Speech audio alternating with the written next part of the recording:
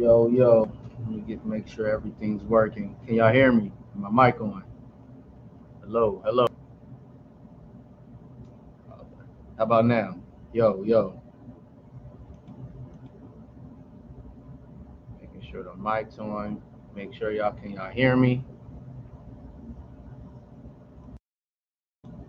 Hello, hello.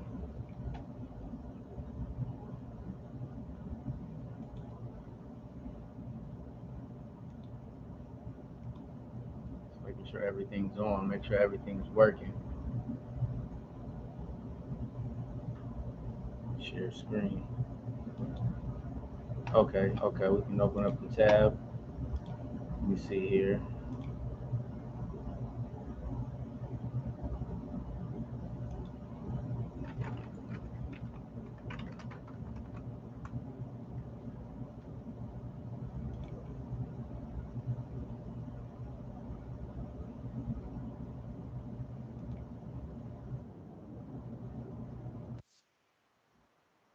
I didn't know if my mic's on or not.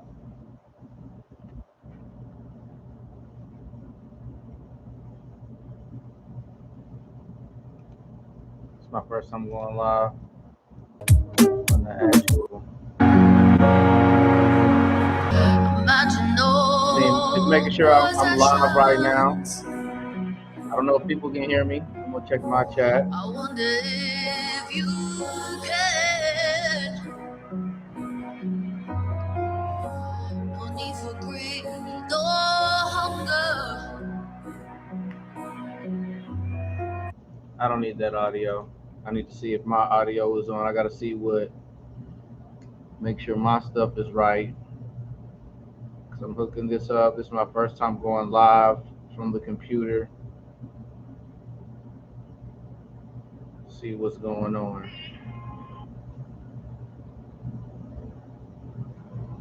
It's my live. Hello. Yep, it is.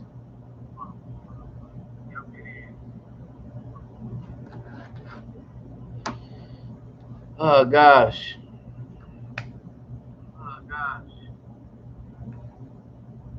So this year, figure I bring it in the new year on YouTube. I spent so much time on here, right? We're gonna start off. I got myself some sparkling. Got some sparkling. What is this? Sparkling cider.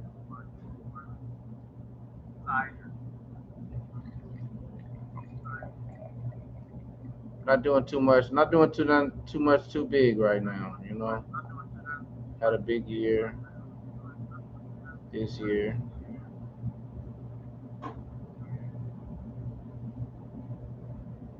and figure I do it on YouTube. Then after this, we can shoot the sugar honey iced tea for the night.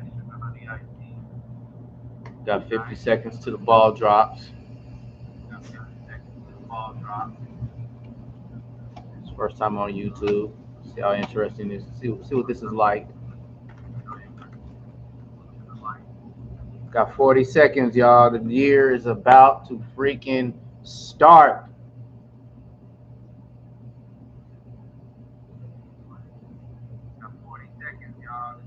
This is almost me going about 4 years of complete sobriety. And it's going to go on further and further. Let's go. We got 15, 14, 13, 12, 8, 7, 6, 5, 4. It was 12 here. Either way, 2, 1. Happy New Year, YouTube, and followers and subscribers are the people watching this feed, guys.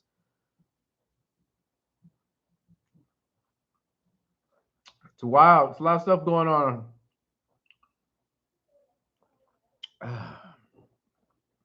Sparkling cider. I also, a tradition I'm starting on New Year's,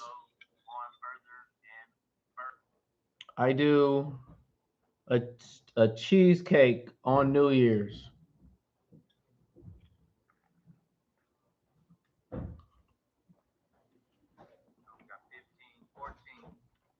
You know, I've had so many years of my life where I've wilded out for New Year's. This year, I've got big plans. 8, 7, 6, 5, 4. It was 12 years. Oh wow, it's a little bit of a delay. But yes, big plans. Big freaking plans, guys. I can't really have too much fun. I need my energy. Each day will matter. Every second, every minute, every decision I make, because I have plans, I have goals, and I shall stick with them this year. We're moving this, taking this to the next level, guys. I appreciate you guys for being around. Appreciate you guys for engaging. I appreciate the Discord and all the guys. It feels good, guys. Put a lot of work in this year. We did. Now I'm about to figure out what are we going to do tonight. Let's see here. I'm gonna find la la la la la.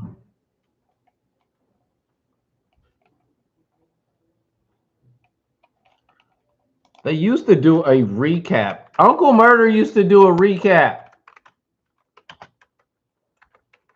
Let's see if does he do another. Does Uncle Murder do another New Year recap?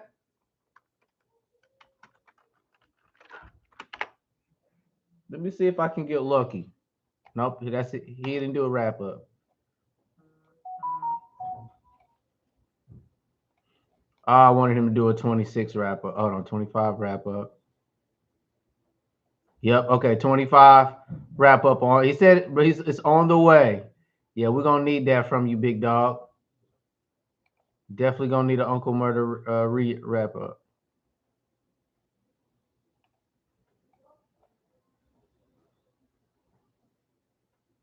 Oh, hold on. Is this real?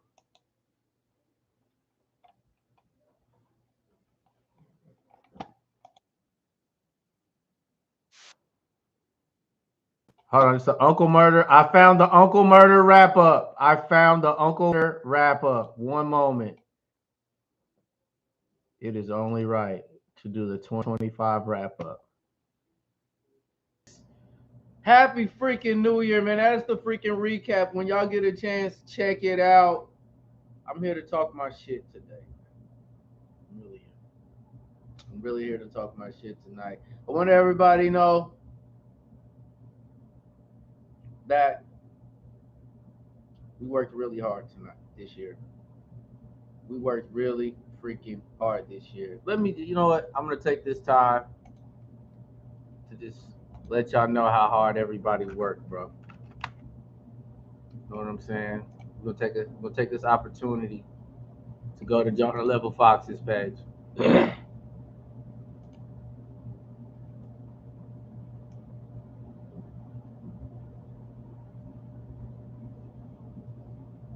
Got Jonah Level Fox. Like, look, this is dang near his year, man. He put in a lot of work, a lot of videos this year, man. Shout out to Jonah Level Fox. I need a soundboard.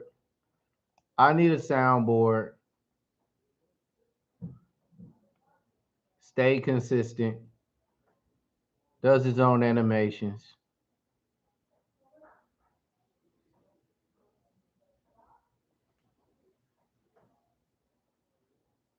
Yeah, Jonah has stayed consistent all year. Like, look, 2 months, 1 month.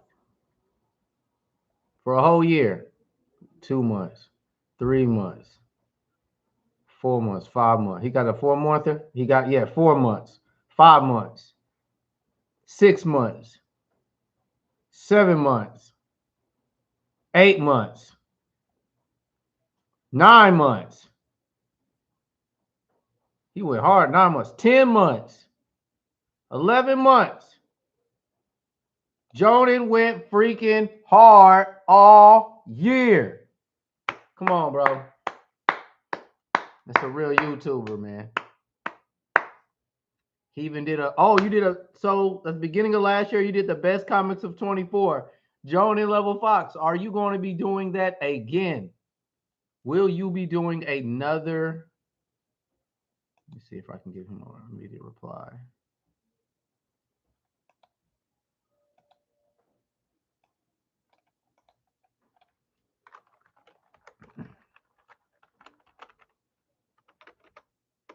We get him back in here. Hopefully, we'll see if Jonah Level Fox does another recap or not. He does best comics of 24. Hopefully, he does another one. Let me see what else we got popping. We got our guy SSJ Kamikaze.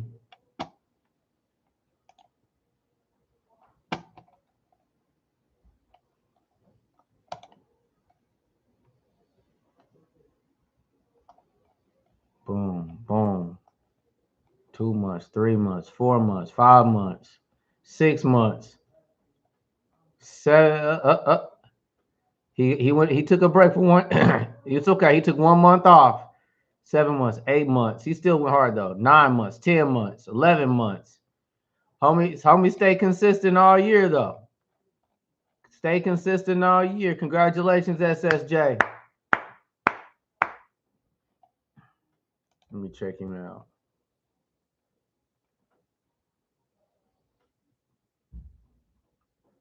SSJ with yeah, I'm gonna go back to yours, Jordan, but we're gonna go into SSJ's Captain America Brave New World. And with the release around the corner of Captain America Brave New World, or its previous title, Brave New World Order, this movie is looking to be a bomb. And it's easily, like, you can easily see why it's going to be a bomb. And a lot of the Hulk things that were supposed to happen ended up getting scrapped. This is SSJ's most popular what I'm seeing now is that a lot of people are talking about this Captain America Brave New World movie. And my big question is, where's the Hulk? No one else is asking this question. Where's the Incredible Hulk? And yes, I know that he can't really have his own film, but why didn't Marvel push for this character? Why didn't they try to push for at least Mark Ruffalo's Hulk to be in this movie? It would only make sense.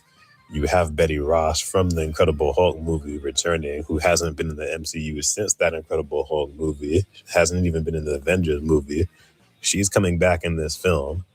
We have Tim Blake Nelson coming back in this film as the leader, who we have not seen since the university days in the Incredible Hulk movie 2008. We have General Ross, who we've seen in Captain America Civil War and things like that. He's mostly an Incredible Hulk villain, so it makes no sense that the Incredible Hulk is not here. And I get that certain villains in comics, in stories, can face off against different villains. Like, for example, seeing Captain America go up against Green Goblin in comics before, and it has nothing to do with Spider-Man. We've seen Joker cross paths with, I don't know, let's say Nightwing, and it has nothing to do with Batman. But of course, Joker might mention Batman, and that's fine.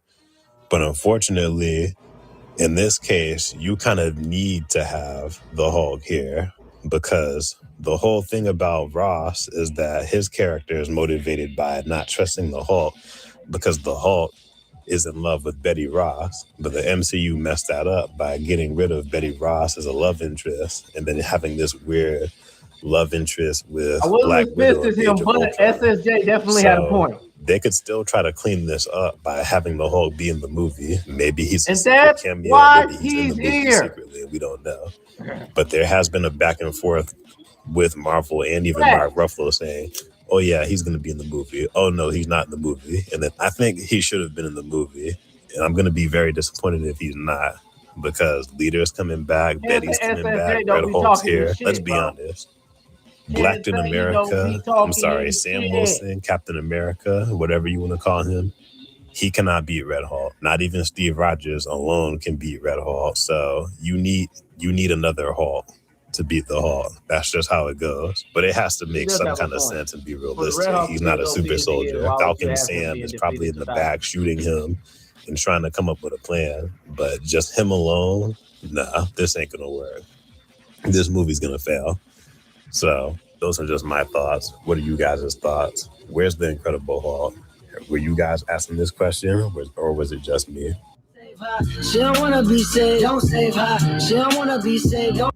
Big Dog definitely has a point. Big Dog definitely has a point. Let's go back to John Level Fox's page because it'd be unfair for me not to put in his popular video of 2025. Excuse me, more. Let's see if I can get him. Come on. John be popping off though. Let's see if he shows up. All right, 2 months ago he's got a 1.8. How Superman. Okay. The animated series made. Don't upload your videos to YouTube. Jonas, upload to Restream. You see they cheating, bro. Why do you have an ad and you are not a partner?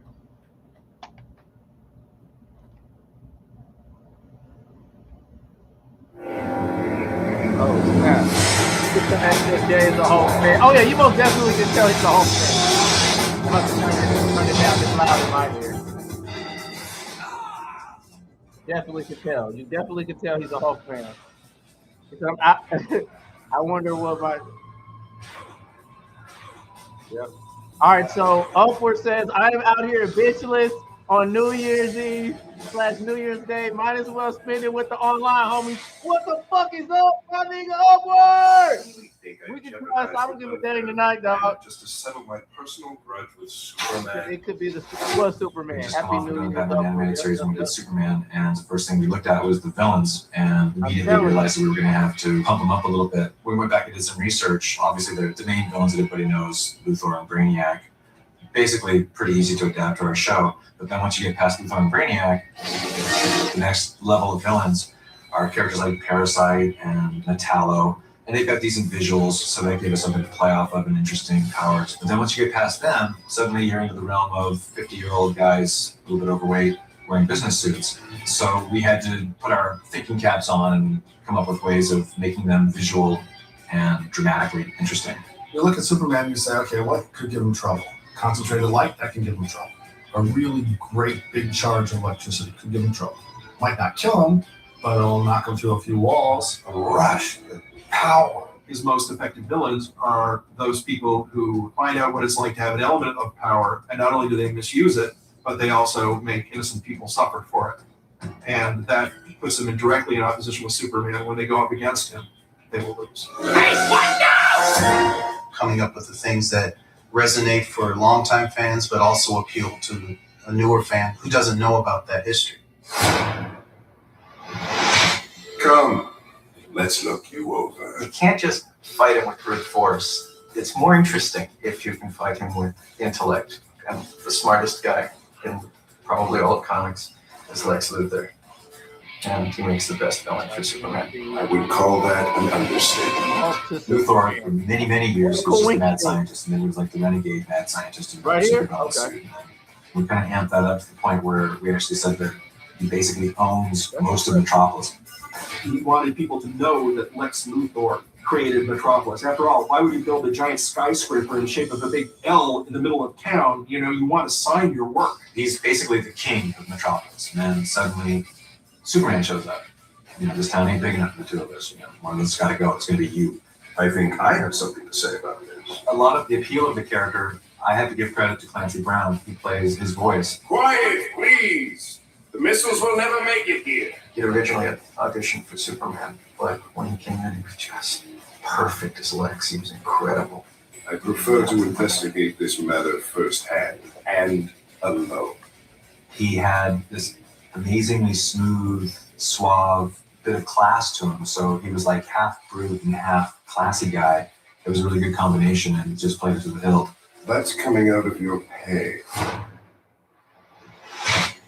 So we need to get Lex Luthor. Brilliant.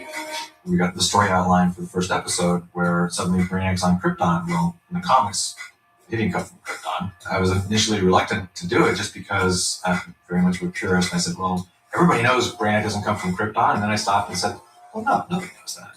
The idea that he might have been an AI presence on Krypton, that he was partly responsible for everybody not listening to Jor-El so that he could take time to save himself from what was going to happen, was really appealing. And I really pushed for that because I thought, well, this is a way of really giving the series a different spin right off the bat. This is a really omnipotent being. This character has the ability to go out and absorb intelligences from all over the universe and then destroy them. And then he's got all of their information. He doesn't feel guilt. He doesn't feel anything. And that could become very dry. That could become a very boring performance if it's not handled in a very delicate way.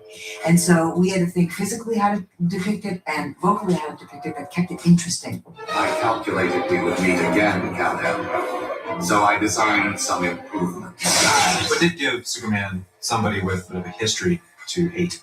I mean, he's clearly right up there next to Luthor in terms of arch eneminess. AI video is moving fast. What is fast. what is going every on? week there's a new model coming out. So at Veep, we've built a place where you can.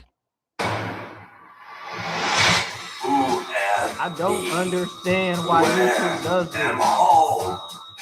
Bizarro goes way back in the Yeah. comics, at least the 50s, and every series has to have the evil twin episode, right? So what better way to go than a guy who's wearing Superman's outfit? You don't look so good. Leave me alone. He could do anything Superman could do without any of the judgment behind it. Bizarro doesn't necessarily know he's doing something wrong when he does it. He's just literally thinking the first thought that comes to his head. I'm gonna stop missile. First I need missile.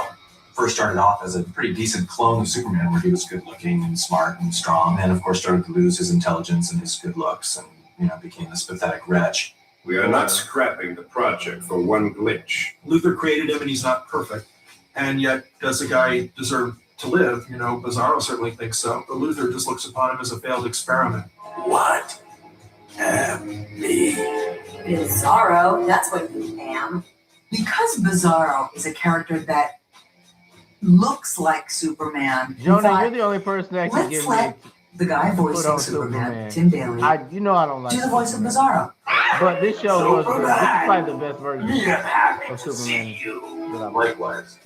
Bizarro let Tim Daly just go nuts. Gave him a chance to just let loose and be weird and energize things that he would never be able to do as Superman. Me and Superman. Sorry, my friend, but you am toast.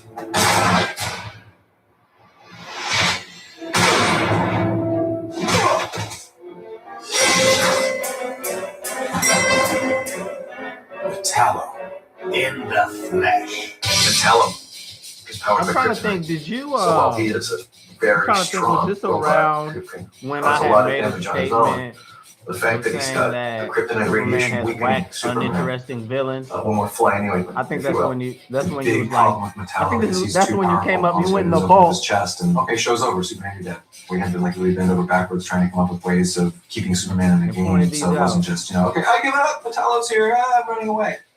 Nice spacesuit. When I'm done with I'm, you, you wish you were on. upward. I'm Robin, Kryptonite Nightwing, suit, which is Jason the Todd, red suit. Damian Wayne. Those are my When guys. Superman knew Metallo was coming, he'd have a chance to go to Star Labs and get the anti-kryptonite suit, which of course would always get destroyed in the course of the episode, and then you're right back at square one. Malcolm McDowell really nailed his personality. My new friends from Intergang found me right where you left. Dug me out and fixed me up as good as new. There's this superiority attitude that Metallo has that I thought he embodied really nicely. Did you think you got me? Well, surprise! With his skin complexion, Mr. is it safe to say that Lex No Luthor, one used that looking at version that of him in robot, so long, it seemed Lex fresh and Luthor new was to not just go black. back and redesign that a little bit and tweak it. But basically, it's the exact same design as was used a in little the bit comics is from the mostly 40s. meant for my counter argument against people that heavily criticize the DCU without realizing Superman the animated series did it too. In Indeed. a way, Mixie almost kind of thinks of himself as Superman's pal. Without me around, life would get pretty boring, and I don't really want to kill the big lug, but I do kind of like tugging on the cape every once in a while. Mrs. Spitlick is all powerful, really. I mean, he's one of the most powerful beings in the entire DC universe. Superman always outthinks him. He can always trick him back, and that drives him nuts. How does he do it? Personality-wise, he's very much the way he is in the comics. He's just that annoying little imp from the fifth dimension that you just want to strangle. For centuries now, I've been pitting my interdimensional magic against That was a good choice of a voice who thought actor, they could too. go 15 rounds with the old master. It's a real stroke of luck getting Gilbert Godfrey to play him. That was a big plus. I think Gilbert Godfrey Teach died. him! Gosh, dick! Now for the last time!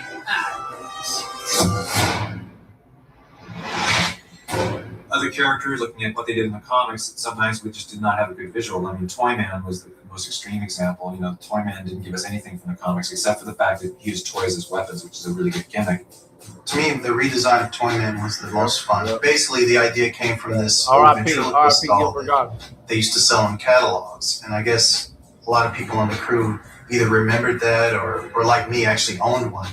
That was like a really great way to go with it. It was kind of eerie and creepy look, and this whole childlike persona, which was almost more like a Batman villain than a Superman villain.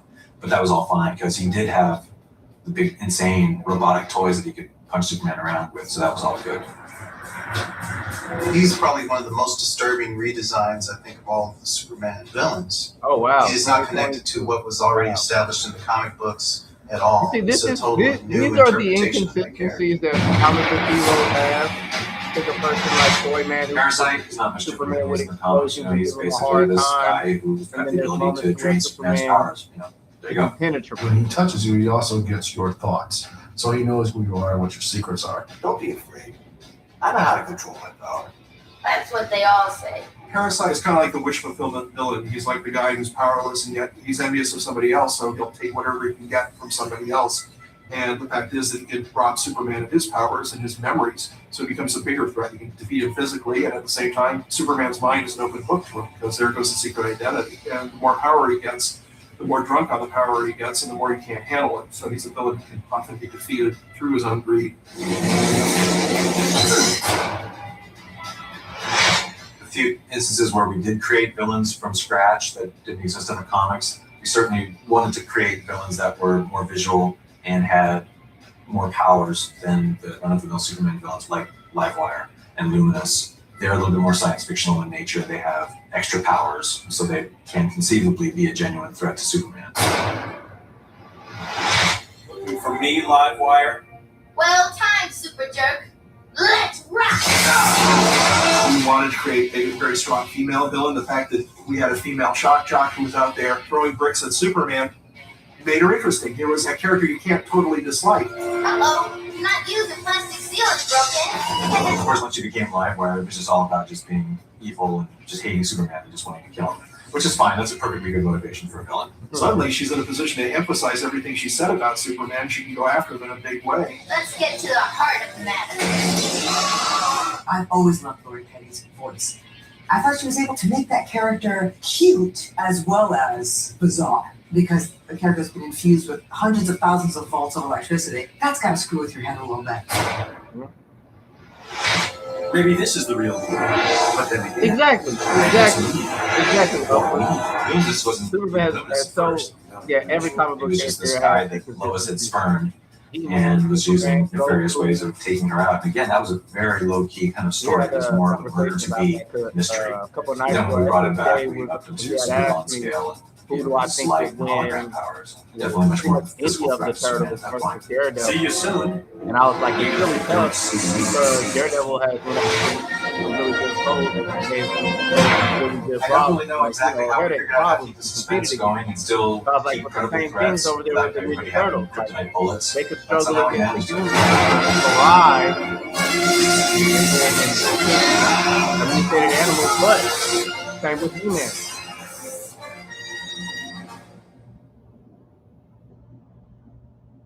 Good video. And I'm trying to think of some moments here. Let's see if guys remember. We had another dope situation in 1 second. SJ had this joint right here this year. Different kind of video. I'm here because, believe it or not, I'm actually a Terminator fan, a huge fan of the Terminator franchise, due to, of course, like Arnold Schwarzenegger, the cool action set pieces that we receive in the Terminator films. The storytelling is great. No problem. The Jonah. whole coming You back from worked hard in time, 2025, bro. sending somebody back in time to the 80s and the 90s to go in time to go and do a rescue or assassination mission is very compelling. However, I have somebody here. I'm not even going to call this person a friend, really, but I have somebody here that decided to release a video stating on why they think that the Terminator 2, specifically Terminator 2 Judgment Day, is not a good film, the most overhyped film in pop culture history, this person says. And we kind of went back and forth in messages and basically have not come to an agreement. So he basically put this video out in spite of me. So let's go ahead without further ado. I'll pause in between. What's up, ladies and gentlemen? I've been taking The one and bet you only. were. this video out. I'm not gonna lie. A This lot of is people this have been year. This is criticizing my me of online. SSJ's videos. This is went my to favorite other SSJ videos. Facebook I don't groups about this. I don't go on I Facebook, feel by like the way, Terminator but 2 is one of the most overrated movies in pop culture. It just is. And I'm going to explain in details why I think this movie actually sucked. Not that it's just overrated. I think this movie really, really sucked. Let's talk about John Connors. keep in mind I'm going on my other page, pausing this, how there's various articles, Rotten Tomato scores, reviews, MovieWeb about Terminator 2 being one of the best, No, I if gotta go not back to the the text. best sequels I thought ever it was made in funny how cinema, Skynet being praised makes for its itself. groundbreaking special effects, intense action I'm a sequences, Terminator compelling fan, though. I rock narrative, with Terminator. which built upon the Of course, it's original way film later. TVC while is also still the GOAT. forging Yeah, its yeah. own path, which I definitely agree This is on. what But somehow he that doesn't Paul see and this. So let's SSJ continue. apart with each other. Yeah, yeah, He was a boy yeah. in this What is movie, this guy and talking he was about? a T2 is very so iconic annoying and character. revolutionary when it comes His to lines storytelling did and not punch cinematography. for Fact. me like Terminator his is one of the jokes. most He influential felt sci-fi like movies a up there with live Aliens action and Star Bart Wars. Simpson. Fact.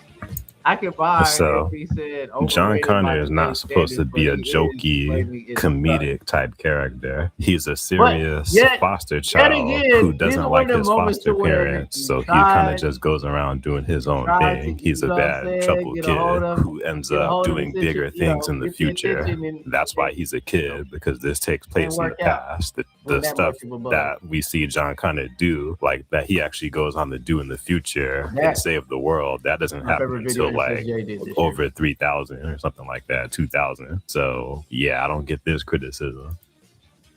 And I know The Simpsons was very popular in the 90s, and that's when the movie came out. But it felt like a live action Bart Simpson. I don't know where he gets this live action Bart Simpson. I know this YouTuber is a fan of The Simpsons, but this has absolutely nothing to do with The Simpsons. I know in the 90s, it was a big trope to always have like a child character tag along the protagonist, like that one movie with Eddie Murphy, The Golden Child, or even Last Action Hero that Arnold Schwarzenegger did a few years after this movie. But I don't think it hurt this movie in any way. Throughout the whole entire movie, I felt like this boy did not match the tone of this movie. And I hate when they do this in all the movies, you know, when that character is the chosen one. So when they're younger, they do something amazing. So we know that this was the chosen Reese was character. a toothbrush. But you like Luke Skywalker and Anakin Skywalker, right? Were they not the chosen one? And it's not like he was this amazing character that could get in any situation. He had to be protected for the most part by Arnold Schwarzenegger's T-800 series because he was being hunted by the T-1000, who was very hostile and dangerous at any given moment. And he could camouflage and transform into anybody in the movie. Like, I just thought it was silly that he had technology that he could steal money out of the ATM machines of the technology that he built. Like a 10-year-old could really. I mean, yeah, they probably could. I don't see it. In the 90s, yeah, probably. The Obi-Wan Kenobi show when Princess Leia, remember the little kid Princess Leia, she knew how to fix. Okay, I'm gonna stop him right there. This is absolutely nothing like the Kid Princess Leia thing. How Kid Princess Leia and Obi-Wan was somehow able to help repair that ship that was destroyed, and help, like she was able to somehow fix her flying machine that she had that was like supposed to emote and all that. He's got all some those things or whatever. Nothing. I like wouldn't that. even All do he it. did was hack an ATM, like put something in it and punch in a bunch of random codes, and it gave him a bunch of money that wasn't really his. So he illegally was able to get money. That's nothing similar, but okay. Starships and all that stuff. Like she was like this super genius just because we know she's the princess of That's nothing like this. Like, I just hate when they do that to the characters. We don't need to do that. It's annoying.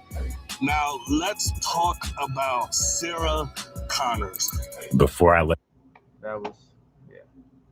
that's my favorite SSJ. I'm not going to play all 19 minutes of that. I'm just, paying his respects. And then Jonan, I've got it's probably my favorite one you did this year. Definitely the most interesting video because, well, to me, I didn't, I felt like it was creative because I didn't know these two were being compared to each other until you made this video.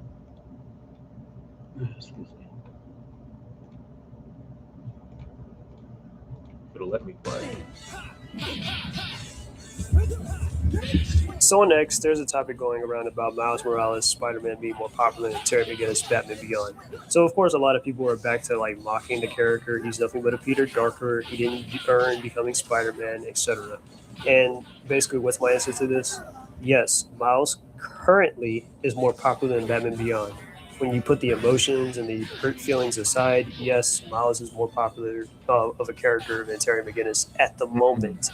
That doesn't mean that he's better written or he's a better character. He's just factually more popular. Batman Beyond was a hit series back in the 90s. And to this day, I mean, I still love that show. And I even own the entire series on the box set. So I can revisit the episodes anytime I feel like it. But ever since the show ended, DC hasn't really done much with Terry, at all. Yes, he has some tie-in comics, or he's appeared in some shows like Justice League Unlimited here and there. But other than that, I mean, that's it. I mean, no new show, no animated movies or anything, nothing, nada, etc. I mean, yeah, I know he was in Return of the Joker too, but again, ever since the series ended, he's not been inside anything. I mean, bro, since then. Okay. I grew up with Batman Beyond, but I'm Miles Morales, bro. That was released in theaters. Plus, he's been appearing in more cartoons since Ultimate Spider-Man, and has a playable character in video games, one of which is his own. And you could also say, but Batman Beyond had a video game too. Yes, back in the PS1 days, whereas Miles has games on PS4 and PS5 in current day. The last time people were really hyped about seeing Terry McGinnis and stuff was on the Crisis on Infinite Earths animated movies, but his original voice actor Will Friedle had minimum speaking lines, and Terry was just there for the sake of just being there.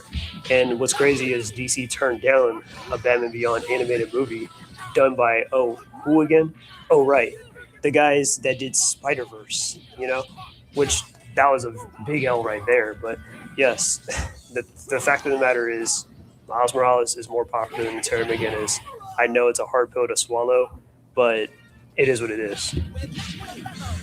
And this hatred spawns from the culture war since Marvel has been trying to create diverse, usually female, legacy characters like Miss Marvel, Kate Bishop, or Ironheart.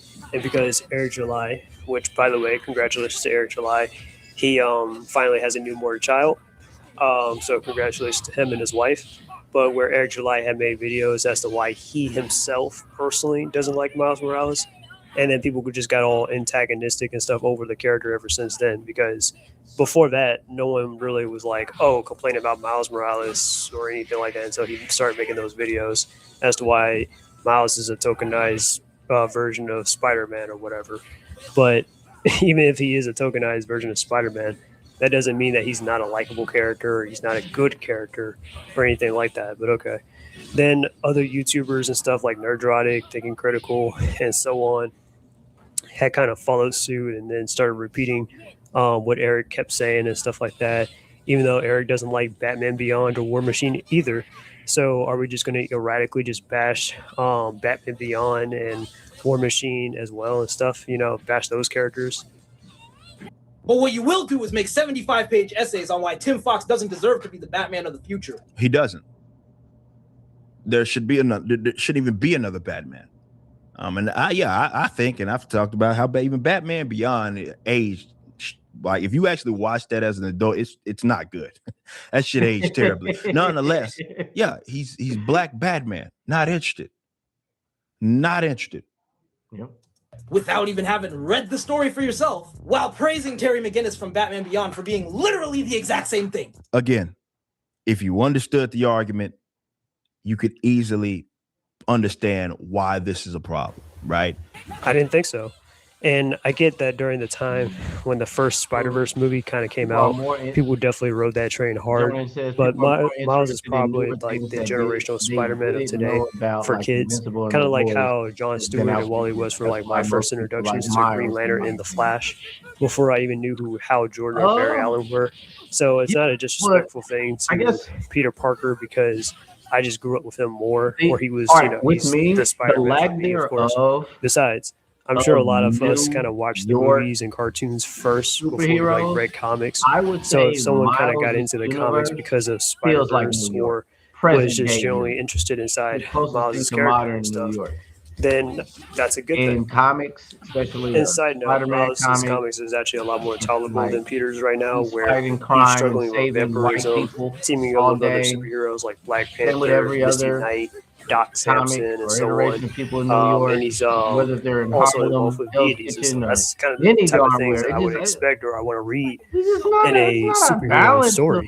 Not all this dramatic soap opera stuff that's happening with Peter and all that, where he's getting cucked by Mary Jane's garbage boyfriend Paul that nobody asks for and stuff like that. And Peter's constantly depressed. He's going through the tides of the trial and error, and it's just a it's very stupid. They don't know what to do with Peter Parker at this point. So I think Miles is definitely a lot more tolerable to read, and I feel like that's probably something to fall back on right now than this stuff with Peter Parker. And again, there is no shade. Miles has his own agency outside of Peter. His current run is almost close to 50 issues. Miles is actually cool. Prowler, Snatcher, Armadillo, Anari, White Cat, Maximus Gargan, which is Ultimate Scorpion, Ultimate Doctor Doom, Ultimate Omega Red, or Ultimate Taskmaster, which I feel like with Ultimate Taskmaster, they could retool him a little bit, just change the name a little bit, because in the Ultimate Comics, they race swapped Taskmaster to be black, and they changed up his power set, which I thought he had a cool look and design and stuff, and his abilities was kind of cool. So they could bring him back and just change his name from like Anthony Masters to something else, and I think that would probably be pretty interesting in my opinion. And then of course, Prowler, but you could probably be like, well, Prowler already was a Spider-Man villain. Well, technically he wasn't really a villain, he was more of an anti-hero. But in case you don't know, the original Prowler is actually a guy named Hobie Brown, who was the original Prowler and stuff, and he got into a mix-up with Peter Parker, Spider-Man, and stuff like that. They actually had the potential to probably utilize Hobie Brown, but they never did in like the last 60 years of that character being around. So they kind of changed up his identity to be something else, and then eventually now people kind of know him sort of as Spider-Punk. So there's that. So right now, they haven't really done nothing with that Prowler character, so I don't see why, they can't do that with Miles, with Aaron Davis's character, So, yeah, because I think that's a lot more interesting where, he's Miles' uncle, his problematic uncle and stuff that's a criminal and stuff like that. And then the Ultimate Comics, he used Miles to commit crimes and stuff like that and took advantage of them, which is pretty tragic in my opinion. So I think that's definitely a quite a spin compared to If you're saying that, oh, well, Miles and Peter is just alike because they're uncles and stuff. Well, Miles' uncle is pretty bad, but okay. Anyways, and yes, he has actually lost people like his mom. He lost his uncle once. He was disowned by his dad, and you can also complain that his story is just a rehash of Peter's, even though Wally West has a repeat version as well, just like Barry Allen, where yes, just like Barry Allen, Wally West was hit by a bolt of lightning at the exact place. Hold on. Literally by a bolt of lightning, and that's how he got super speed. But I got another video. It's not one of our videos. But anyway, or you could also just not like the fact that he's just a black counterpart to a white character, even though people like Jon Stewart. People used to like Calderon before they kind of, messed him up inside the comics and Young Justice and all that stuff. Hold on. But the LGBT John, stuff. no offense, but I just saw a video that just got interesting, and since we're here together at the same time, John says Peter is more like commentary for the 60s. Miles is a bit more commentary for the 2010, so he's a bit more urban. Yeah, I do like that. I do like how urban Miles Morales is, bro. All right, so I think we'd all be interested in this video right here. Man Forever.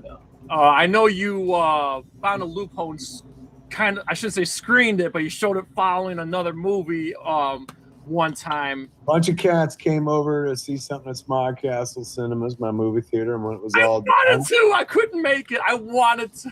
I was like, hey, you guys want to watch something else? And through the largesse of another friend of mine, Joe Black, he had secured this copy of the Schumacher cut that,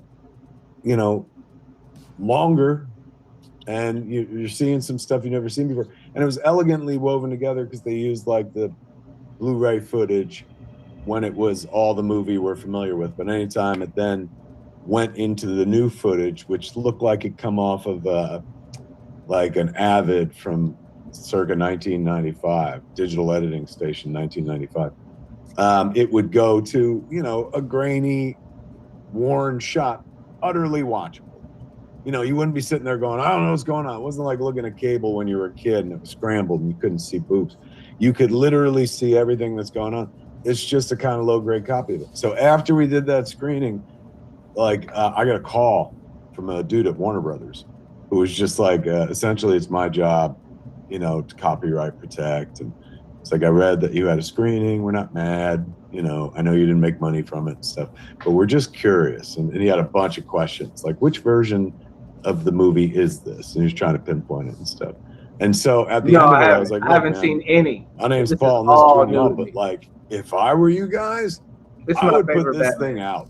Like, I don't understand why you don't monetize it. You don't have to put another dime into it. Trust your audience. Nobody at this stage in the game is going to be like, oh, that old footage looks bad. They'll feel like they're inside on something, man. It'll feel like something they're not supposed to see. But you could take what I saw and what I showed, or allegedly showed at my movie theater, and put that in the marketplace, and people will buy it, man. Like, I'm telling you. And the guy was like, you don't have to convince me.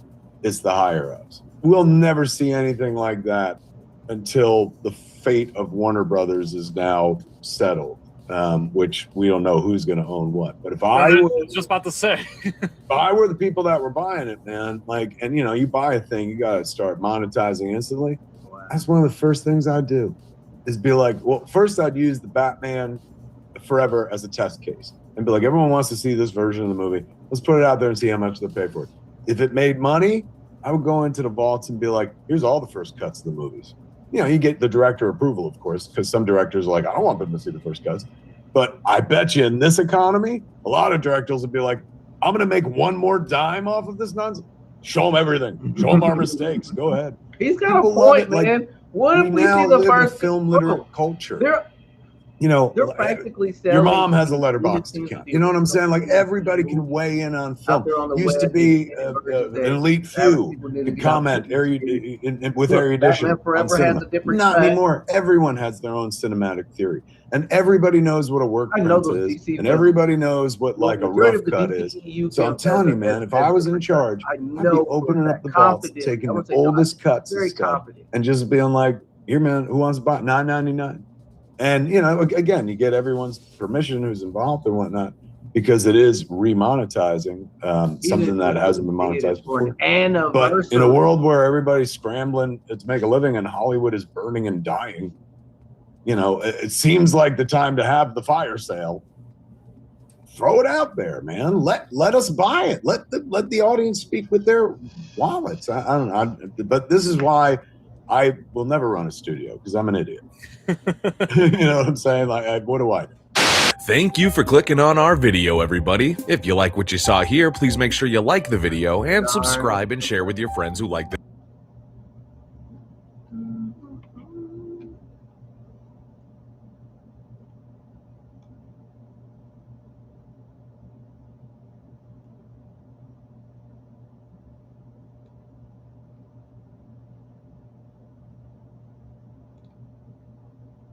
This is the real me, and this is an AI replacement. The background is Sometimes I real, call the BS, AI character is not. But we can flip it.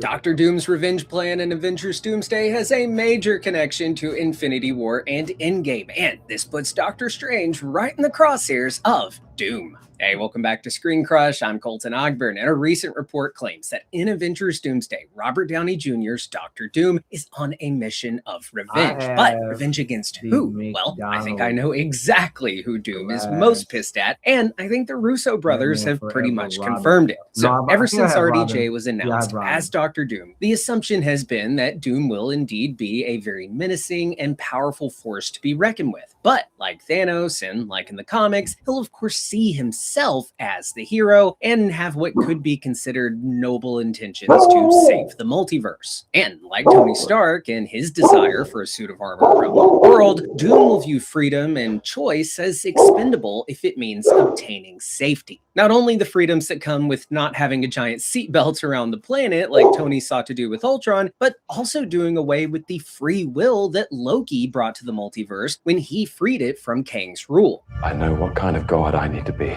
for you, for all of us.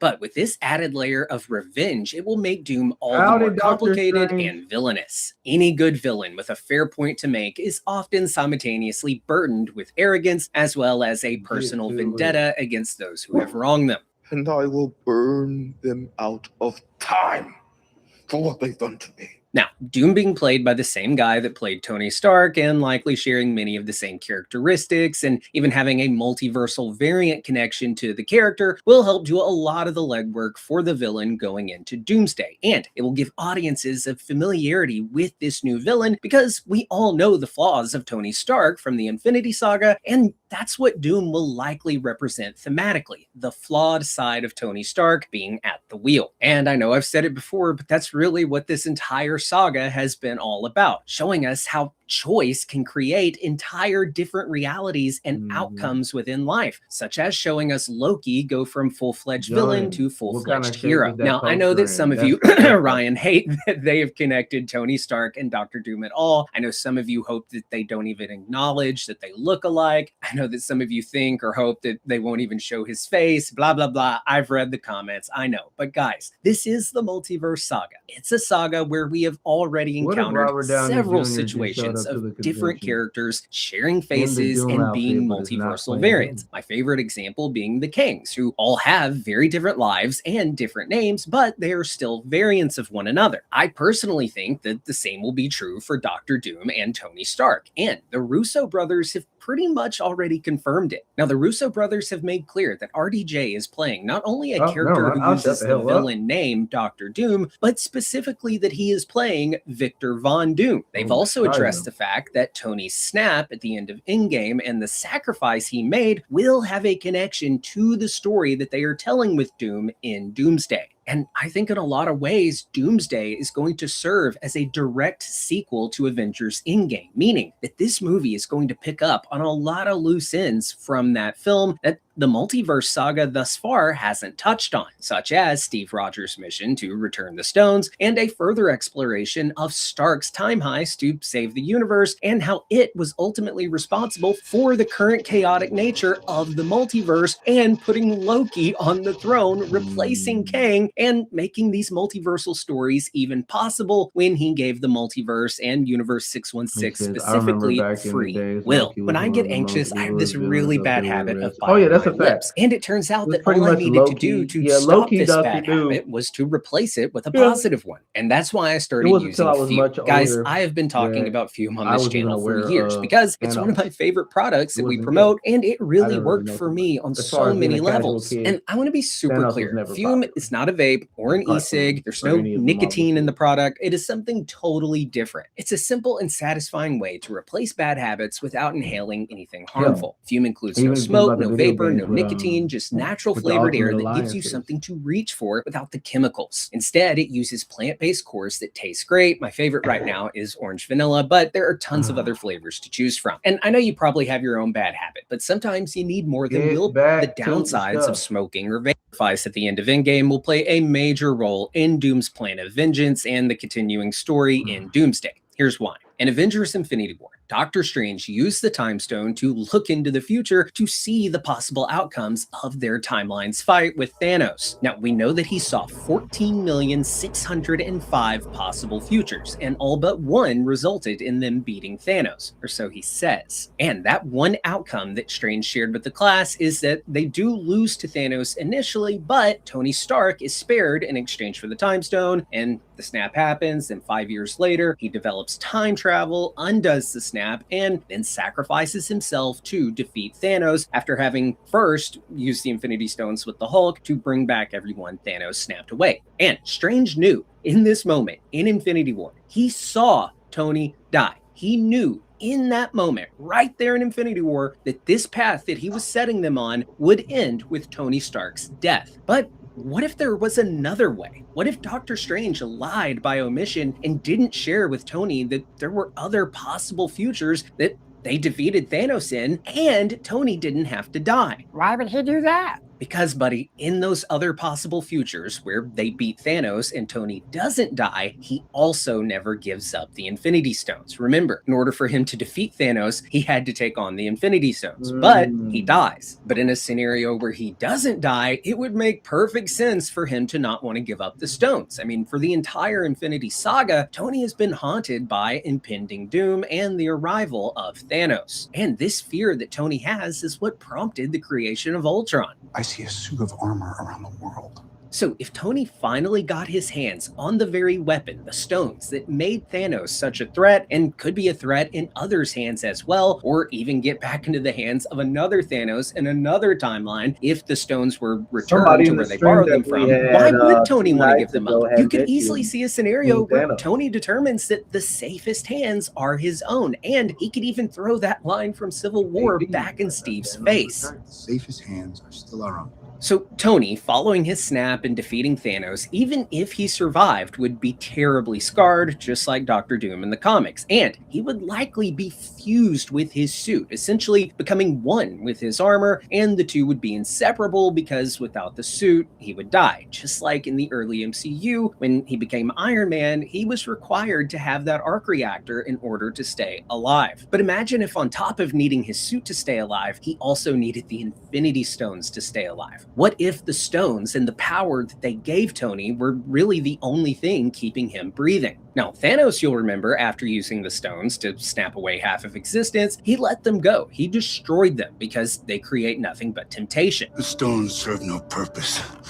beyond temptation. But Tony, and his reliance on the stones to stay alive and his determination to keep the universe safe from any future threats, I think he'll also be corrupted by the stones and their sheer power, and they'll corrupt his mind and turn him into a very different person, a tyrant. Now, Tony Stark, before becoming Iron Man, he's been called many names. Back when he was a weapons manufacturer, he had this one. The Merchant of Death. So when he goes back to his more warmongering, tyrannical, peace through strength type mentality, we could see him get the new nickname Dr. Doom. Now, that was actually a fun theory pitched on our Discord by user SC Cinema, and it's a really dope theory, so shout out to them. And hey, by the way, be sure to check out our Discord. Now, there's just one hiccup to that theory about this character, this Dr. Doom, actually just being an evil Tony Stark going by Dr. Doom. That being that the Russo brothers have specifically said that he is playing Victor Von Doom. But if you go with the adoption theory that I'm personally subscribed to, then that would mean that this guy, who we know as Tony Stark, he can be both Tony Stark and Victor Von Doom because he was adopted by the Starks as a baby. That would make it to where his birth name was Victor Von Doom, but then it was changed to Tony Stark. Hey, that's not what you're here for. If you want to watch my adoption theory video, it's up on the channel right now. But what you guys want to know is, how is Doctor Strange responsible essentially for creating this version of Dr. Doom, who is on this warpath of revenge? So if there was a possible future where Tony didn't die, but he became a tyrannical dictator who abused the power of the stones and became no better than Thanos, then Doctor Strange wouldn't consider that a viable option. He wouldn't consider that a future where they won. So he decided to play the long game and go the path where Thanos wins, albeit temporarily, but then Tony, via time travel, is able to ultimately defeat Thanos, and in the process, he dies and never becomes Dr. Doom. But what Strange didn't anticipate was that during the in-game time heist, Loki would escape. Remember, Ravonna Renslayer says in Loki, "We're not here to talk about the Avengers." Oh, no? No. What they did was supposed to happen. You escaping was not. and Loki's escape would lead to him dethroning Kang, freeing the multiverse, and allowing for it to rapidly expand and every possible future becoming a reality, meaning that all 14,605 possible future timelines that Doctor Strange saw for Universe 616 in their fight with Thanos, they all now exist. Meaning that there is a universe where the Tony Stark Doctor Doom with all 6 Infinity Stones now exist. And with those Infinity Stones, like Infinity Ultron before him, Downey Doom has become near omnipotent and he is now aware of the multiverse. There are universes beyond my own. Not only is this variant aware of the multiverse and the fact that it is crumbling and on a path toward destruction, it's doomsday, if you will. He said it! He said it! He is also aware that the only reason that all of this is happening is because Doctor Strange meddled with time. From our experience, the greatest danger to the multiverse, it turns out, is Doctor Strange. I think perhaps the true future that was originally supposed to happen, that is before He Who Remains changed the script and allowed, I think, for Doctor Strange to see that possible future, thus sending them on the path to where what he wanted to happen would happen, leading to Loki escaping. You know the bit. I paved the road. I think that this resulted in Doctor Strange choosing a path to make a future happen that wasn't originally the future that was supposed to happen and wasn't the future that would have happened had he not looked and, to the future and picked one that he wanted. I think perhaps had events just flowed the way they were supposed to without any intervention from Strange or Loki or Kang, it would have been one where Tony did fulfill his destiny that had been teased throughout the entire Infinity Saga, thus him becoming Doctor Doom. In fact, I think Tony even saw that future here in Age of Ultron when he was walking amongst all his fellow Avengers dead, and Steve says, "You could have saved us." I wouldn't be surprised at all if this future that Tony was seeing, which was kind of implied to be a future where Thanos destroyed the Avengers, but Tony himself says, "And I'm the man who killed the Avengers."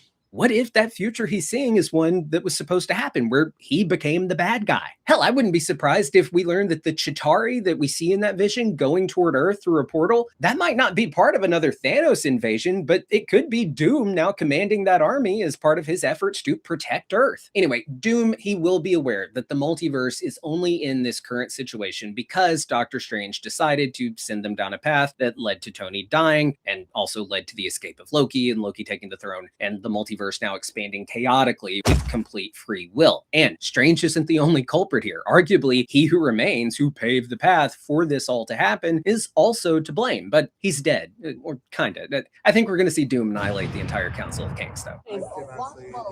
You cannot say.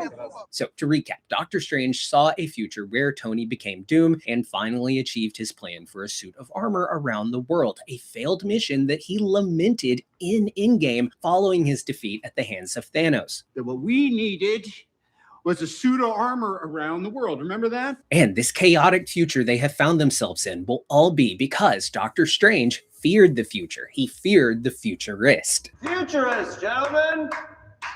The futurist is here! I really hope to see a scene where Doom says that he knows that Strange told him that he would sacrifice him if he needed to. If it comes to saving you, or the kid, or the time stone, I will not hesitate to let either of you die. But that he was surprised by the cold nature of taking Tony away from his wife and child and depriving them of a world of what Doom would call peace. Strange could then clap back and say that he saw what Tony would become, and that at least in the future that he did choose, where Tony died, he died a hero. And then Doom can say in response, he's really the villain that's been missing. Hey guys, really quick, be sure to check out our merch store, screencrushmerch.com. We've got lots of cool Doctor Doom Marvel-inspired parody merch. My personal favorite being this I Hate You 3000 shirt that my wife actually designed. Shopping our merch store is the best way to support the channel, and depending upon when you're watching this video, we have some great Black Friday sales going on. Thank you so much for your support. So anyway, Doom in this conversation with Strange, I think, will then take the opportunity to explain his evil plan, telling Strange that had he not meddled and had he let the future pan out the way it was supposed to, the multiverse wouldn't be in this chaotic state that they've now found it in, with Loki, the god of mischief, sitting on the throne. And that had Strange not meddled, Doom would have been solely focused on protecting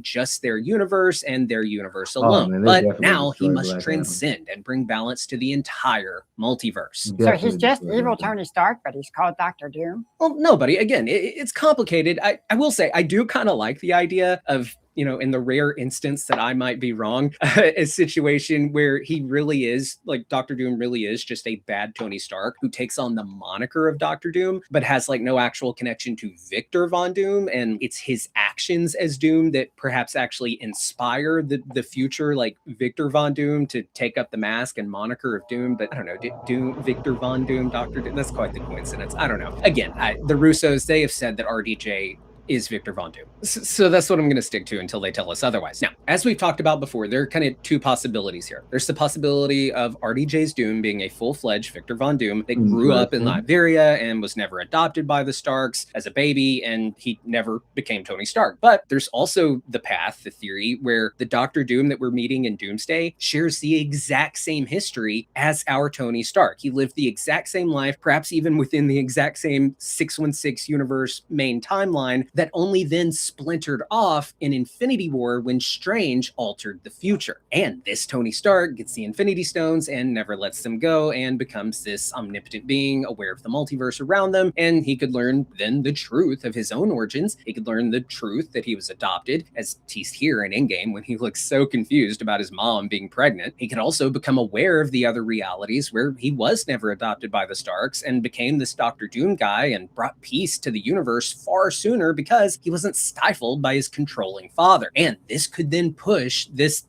Tony Stark version of Doom, who did live a life as Tony Stark, to embrace his true family name, Victor Von Doom. But hey, those are just my thoughts and theories. I would love to hear yours down in the comments below. Do you guys think Doctor Strange saw Dr. Doom all the way back in Infinity War and opted for the future that killed him and wiped him from ever existing? If you're new here, be sure to subscribe, hit the bell so you get notified every time we upload a new video. For Screen Crush, I'm Colton Ogburn. Interesting. Let's see here. Whoa, look at them cakes.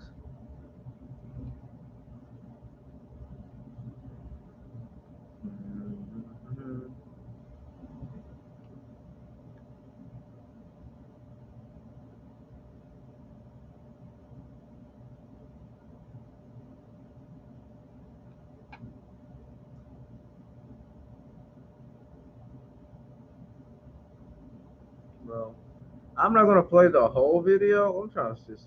I'm about to step out and have a quick smokeroo. but I wanted to see what I was going to put on. Let's see. It's so easy to become a podcaster with Riverside. First, go to Riverside and open an account. There is a new rumor that Spider-Man is going to be in Avengers Doomsday, but it's not Tom Holland. Welcome back to Screen Crush. I'm Ryan Airy, and that's right. According to a new rumor from a pretty reliable source, Tobey Maguire might be the Spider-Man in Avengers Doomsday. This is something else. So I want to talk about this rumor and what it means for this movie and Avengers Secret Wars. And a little later, I'm going to talk to Colton and Tommy about a new Raimi Spider-Man trilogy that could be set in the main universe MCU. Say what?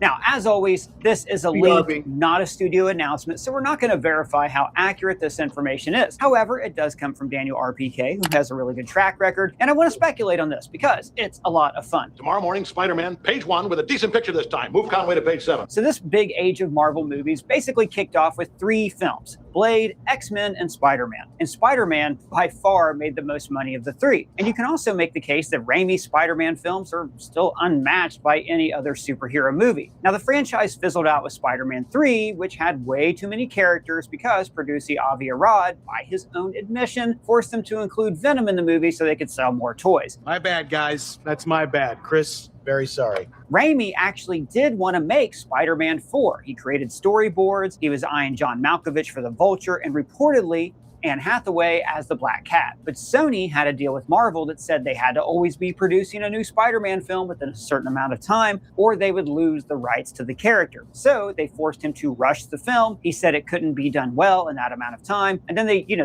opted to reboot with Andrew Garfield instead. And then, you remember, Tobey returned in Spider-Man No Way Home for a multiversal team-up. Are you going to go into battle dressed as a cool youth pastor, or you got your suit? So, No Way Home came out at the very beginning of the multiverse saga, and it showed us how much fun these stories could be. The film gave us the live-action Spider-Man team-up, but it was not just fan service. The other Spider-Men actively helped out Peter by offering guidance. She told me that with great power comes great responsibility. Gets me every time. But it was also really fun seeing how they interacted. You can't do that, huh? No. How on earth does that even? Anyway, we're getting sidetracked. Look. And especially hearing them compare notes. I fought an alien made out of black goo once. Oh, no way. I fought an alien too. But I was also interested to hear all these little hints about what's been happening in Tobey Maguire's world in the 15 years since we left him. There's his relationship with MJ. Took a while, but we made it work. And there's no ring on his hand, so they're not married. But remember, a major plot point of Spider-Man 3 was Peter trying to propose to MJ. So maybe in their universe, they worked it out that it wouldn't be fair to be married if he's still Spider-Man, but they're still together. But also, think about that ending of Spider-Man No Way Home. The Peters worked together to cure 3 of Tony's villains, Green Goblin, Doc Ock, and Sandman. Think about how that could have screwed up those universes. And then you'll understand why Tobey is in this movie instead of Tom Holland. So, just like we learned in Loki, when a character ventures off their chosen path, it creates a branching timeline, and this is called a Nexus event. So that means that if they save Norman Osborn, that's now going to be a branching timeline where he is now sane. Same goes for Otto and Kane Marco. But there's also the possibility that there is no branching timeline. Remember, these villains were all very lucid and contritious before they died. Don't tell Harry.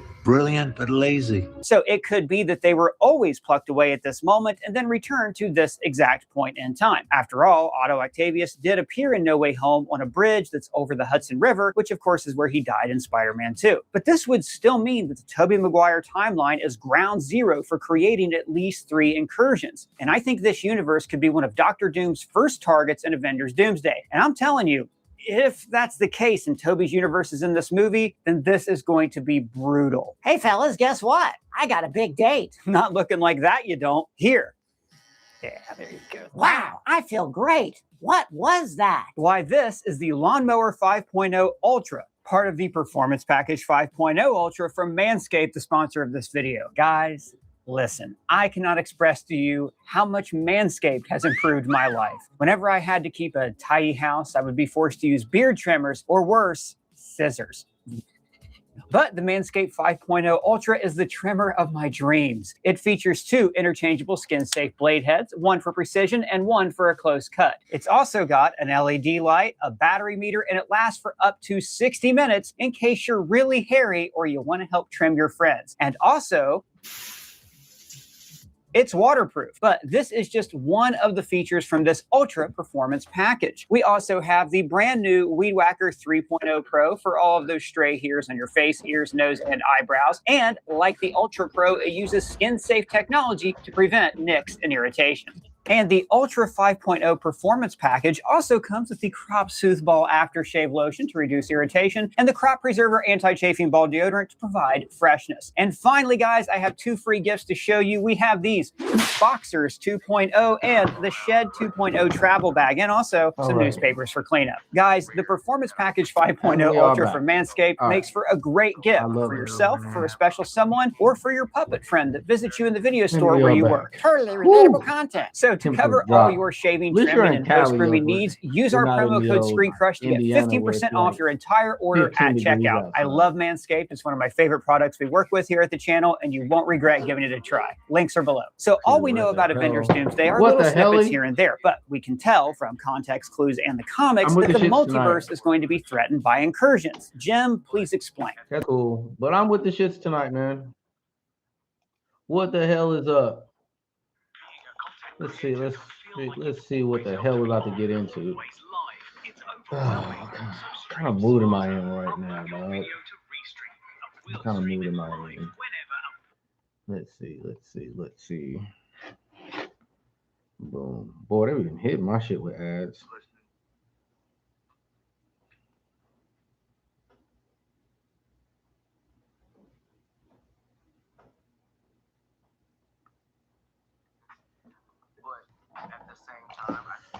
Let's see what's on the old tubage. I don't know, Upward, man. How was your year, Upward? That's the real question. How was you guys' year?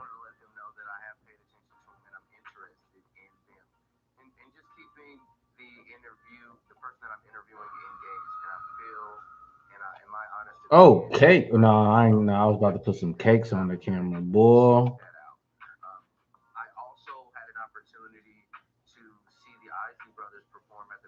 Boy, I was about to do it.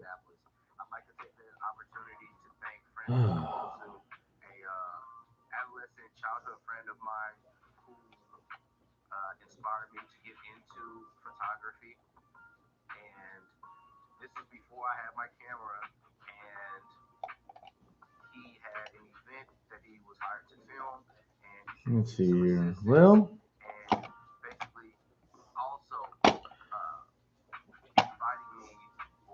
that'll be the stream for the night. I don't have much. I'm about to chill out. Y'all have a good night. Happy New Year.